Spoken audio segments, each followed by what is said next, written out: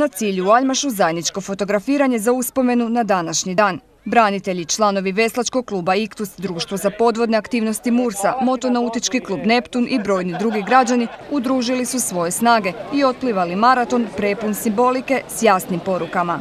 Molitva Gospi, svijetu istina, generalima sloboda, mladima rad.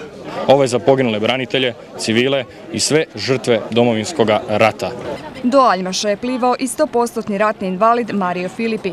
Ovo mu je, kaže, već treća takva avantura. Mi izražavamo štovanje našoj Gospi i našem Isusu koji nam je pomogao da dobijemo rat i da iz svih tih muka koje su nas zadesile izađemo živi i zdravi.